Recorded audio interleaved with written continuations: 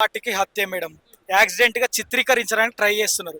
మేము అక్కడ చూసిన ఆనవాళ్ళు కానీ, అక్కడ చూసిన సంఘటనలు, దృశ్యాల ప్రకారం మాత్రం అక్కడ యాక్సిడెంట్ అయిన ఆనవాళ్ళు అయితే లేవు. ఇప్పుడు చిన్న పిల్లల నుంచి పెద్ద వరకు ప్రతి ఒక్కరికి నాలెడ్జ్ ఉందండి. అక్కడ చూస్తేనే తెలిసిపోతుంది.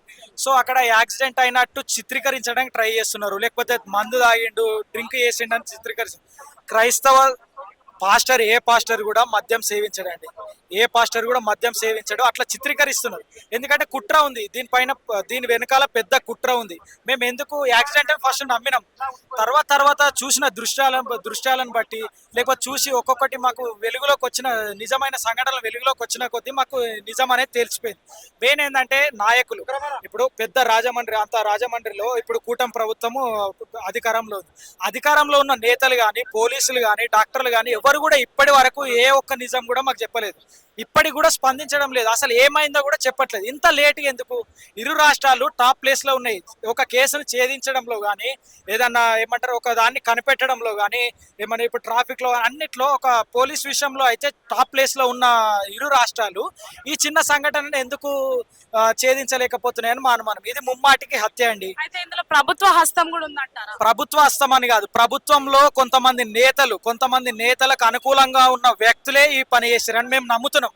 ఎందుకంటే ఇప్పుడు చనిపోయిన విషయం మాకు కూడా తెలియదు. ఇక్కడ మా క్రైస్తవ సమాజానికి కానీ, పాస్టర్ ప్రవీణ్ అన్నకు సన్నిహితులు దగ్గరున్న వాళ్ళకు కూడా తెలియక ముందే హిందూలో ఉన్న కొంతమంది మతోన్మాదులకు ఎలా తెలిసింది?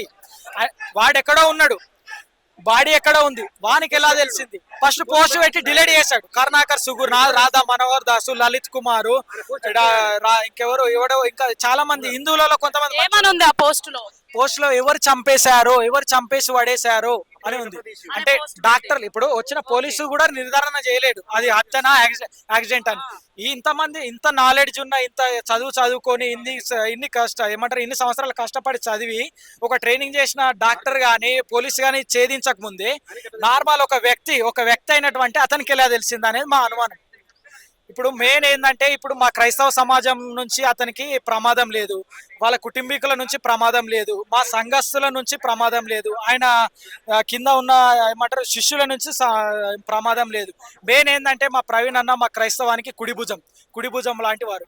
ఆ కుడి భుజాన్ని మేము ఇప్పుడు కోల్పోయాం. మేము ఇంత శాంతిగా ఉండడానికి కూడా కారణం మా ప్రవీణ్ అన్న చెప్పిన మాటలు. ఎందుకంటే మనిషిని, మీకు ఇప్పుడు వీడియో కూడా ట్రెండ్ అవుతూ ఉంటుంది, మనిషిని మనిషిగా చూడమన్నాడు కానీ హిందూ లెక్క చూడరి, ముస్లిం లెక్క చూడరి, వాళ్ళ మతాలను బట్టి మనిషిలాగా చూడాలి. అంత మంచి మాటలు చెప్పింది కాబట్టి మేము అందరం ఇంత శాంతియుతంగా ఉన్నాం.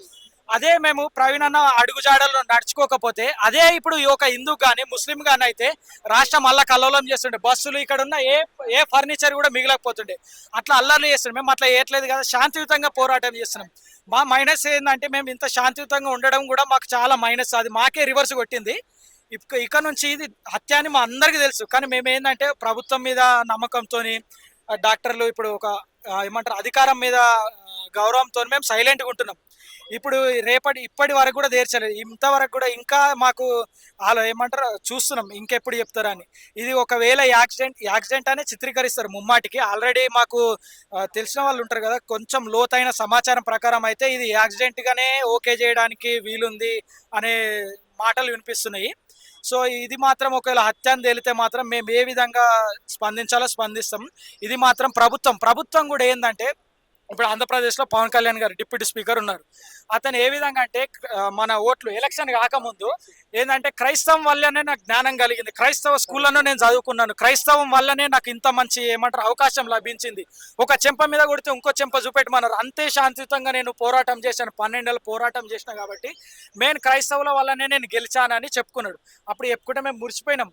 మా తరపున ఒకడు మాట్లాడుతున్నాడు, ఒక నాయకుడు, పెద్ద నాయకుడు మమ్మల్ని పట్టించుకున్నాడు అని మురిచిపోయి మేము ఓట్లు వేసినాం. ఓన్లీ క్రైస్తవుల హిందువులే ఓట్లు వేసిరా, మేము వేయలేమా? ముస్లింలు వేయలేరా? మరి క్రైస్తవుల మీద ఇంత దేశం ఎందుకు?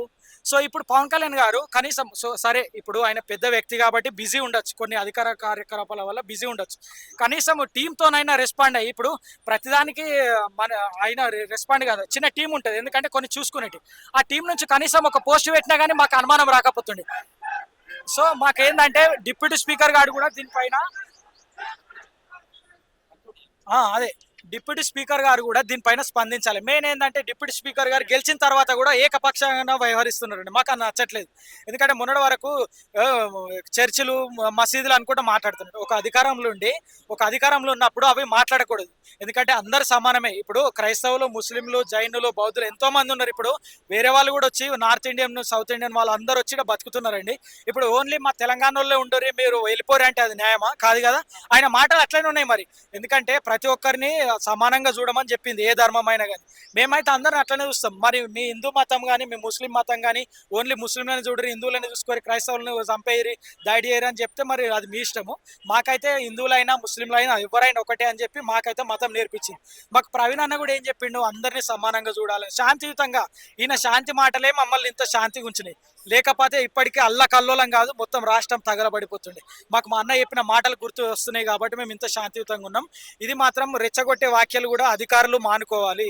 ఒక పెద్ద వ్యక్తులు కూడా ఏమంటారు, ఒక ఎమ్మెల్యేలు, ఎంపీలు ఒక పొజిషన్లు ఉన్నారు, ప్రజలచే ఎన్నుకోబడ్డారు కాబట్టి వాళ్ళ మాటలు ఇప్పుడు వాళ్ళ ఫాలోవర్సే కదా మేమందరము. ఇప్పుడు ఒక నాయకుడు నచ్చే కదా ఓట్లేసినాము. మరి ఆ నాయకుడు కూడా మాకు నచ్చినట్టు, ఇప్పుడు క్రైస్తవ సమాజానికి నచ్చినట్టు వ్యవహరించాలి కదా. ఓన్లీ హిందువులకే నాయకుని మనం. సో మానుకోవాలి, రెచ్చగొట్టే వ్యాఖ్యలు మానుకోవాలి. అతను రెచ్చగొట్టే వ్యాఖ్యలు మానుకోవాలి ప్రతి ఒక్కరు. ఇప్పుడు హిందువులలో కూడా రాధా మనోహర్ దాస్ అని అతను ప్రతిదీ మాట, నోరు తెరిస్తే బైబిల్ మీద ఏడుస్తాడు, నోరు తెరిస్తే మేరీ మాత మీద ఏడుస్తాడు, నోరు తెరిస్తే యేసు ప్రభు మీద ఏడుస్తాడు. మేము కూడా అనలేకనా? మేము అనాలంటే అనలేమా? ఎందుకు ఓపిక పడుతున్నాం? మా గ్రంథం మాకు అట్లా నేర్పించలేదు. శాంతియుతంగా పోరాడండి, ఒకరిని దూషించొద్దు, ఒకరి మీద నిందేయద్దు, ఒకరిని నరాత్య చేయొద్దు, నిన్ను వల్లే నీ పొరుగు వారిని ప్రేమించమని మా దేవుని ఆజ్ఞ మాకు నేర్పిస్తుంది. మీకు అట్లా నేర్పిస్తలేవా? మీ గ్రంథాలు కావా? మీ దేవుళ్ళు కాదా? నువ్వంటే 300 కోట్లు 3000 కోట్ల దేవతలు ఉన్నారు, ఏ ఒక్క దేవుడు చెప్పలేడా మీకు ఈ దాడి కరెక్ట్ కాదని? శాంతియుత ఇప్పుడు తప్పు చేసిండు అనుకో, సరే మా అన్ననే ఎవరినో ఒకరు దూషించండి, నిన్నే దూషించినప్పుడు లీగల్గా పోవాలి. ప్రభుత్వం ఎందుకున్నది? ప్రభుత్వాన్ని చేతులకు తీసుకొని మొత్తం చేతులలో లాగి పెట్టుకొని మొత్తం మేమే ఉన్నాము, ఇక మా రాజ్యమే నడుస్తుందని ముందుకెళ్ళడం ఇది ఎంతవరకు కరెక్ట్? ఇది కరెక్ట్ కాదండి.